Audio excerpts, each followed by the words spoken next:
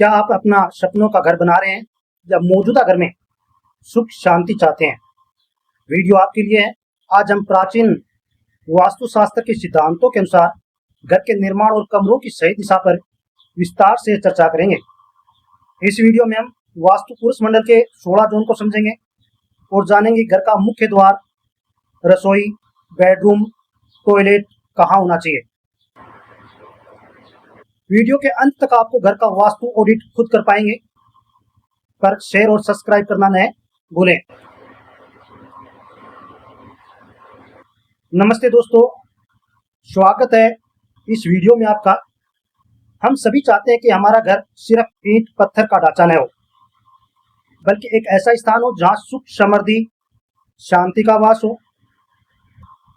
लेकिन कभी आपने सोचा कि कुछ घरों में प्रवेश करते समय सकारात्मक ऊर्जा महसूस होती है, जबकि कुछ में तनाव, चिंता, द्वेष की स्थिति बन जाती है।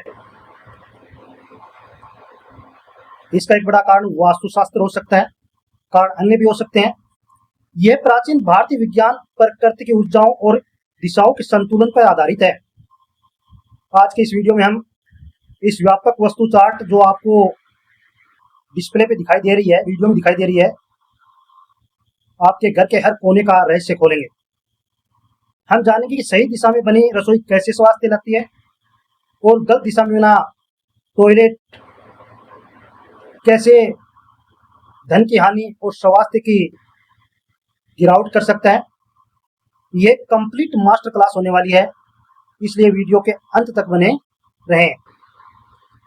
आइए शुरुआत करते हैं घर के सबसे महत्वपूर्ण हिस्से से, जिसको ब्रह्म स्थान कहा जाता है, यानी घर का केंद्र। जैसा कि चार्ट में लिखा है, यह रिक्त स्थान होना चाहिए। यह घर की नाभि है। इसे खुला, साफ और भारी फर्नीचर से मुक्त रखना चाहिए, ताकि ऊर्जा का संचार निर्बाध रूप से, यानी बिना किसी रुकावट के हो सके। इसे ब्रह्म स्थान इसलिए कहते हैं क्योंकि सर्जन का मुख्य स्थान यही होता है।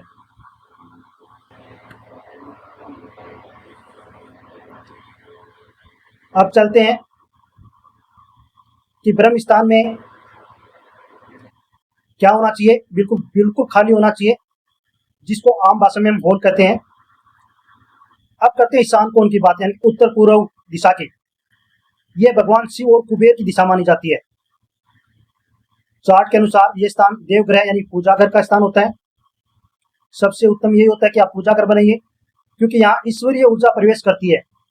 इसलिए यहाँ जलाशय का स्रोत भी हो सकता है, तहखाना, बगीचा बनाना भी शुभ हो सकता है। यहाँ की भूमि नीचे होनी चाहिए। ध्यान दें, यहाँ कभी भी टॉयलेट, रसोई या भारी सामान न रखें, वरना मानसिक शांति भंग हो सकती है। यहाँ औसत संग्रह के लिए भी अच्छी दिशा मानी जाती है। अब बात कर लेते हैं दक्षिण पूर्व दिशा की। इसने आग्नेय कोण कहते हैं। जैसा कि नाम से स्पष्ट है, अग्निदेव की दिशा।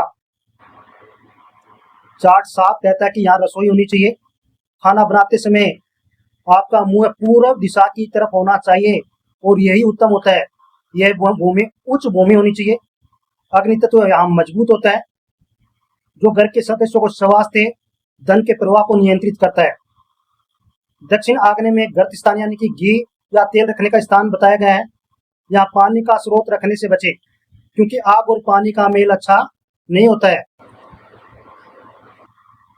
अब चलते हैं दक्षिण पश्चिम दिशा की तरफ।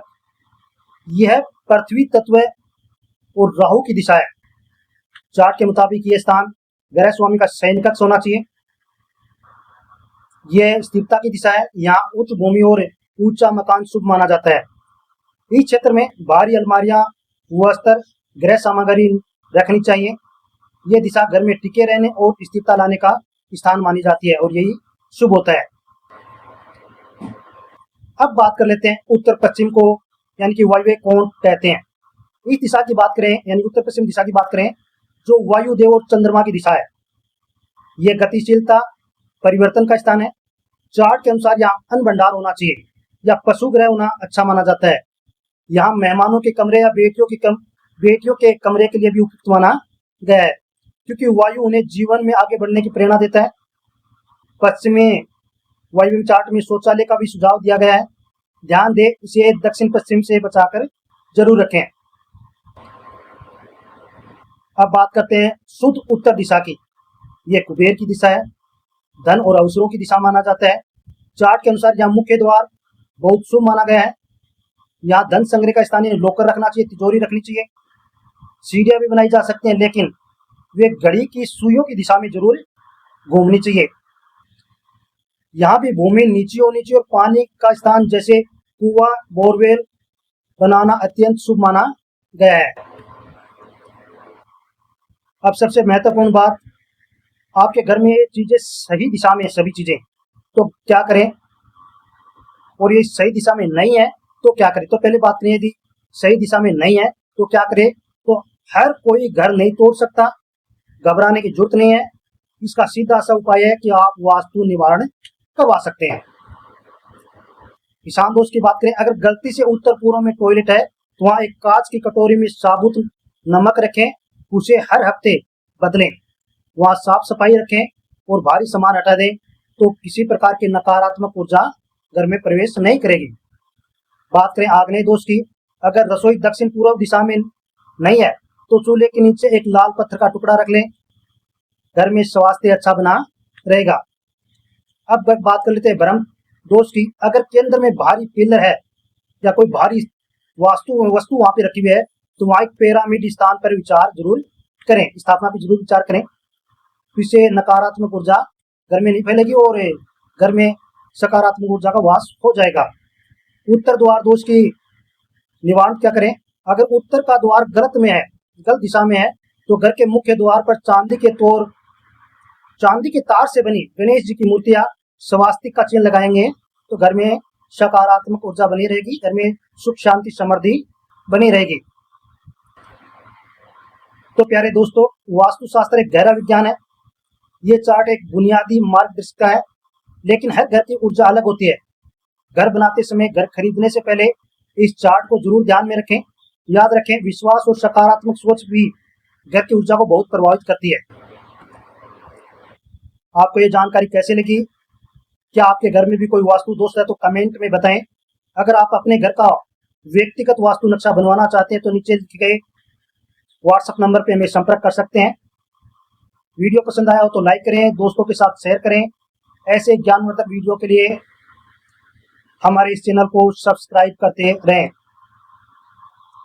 मिलते हैं अगले वीडियो में। राधे राधे साथियों।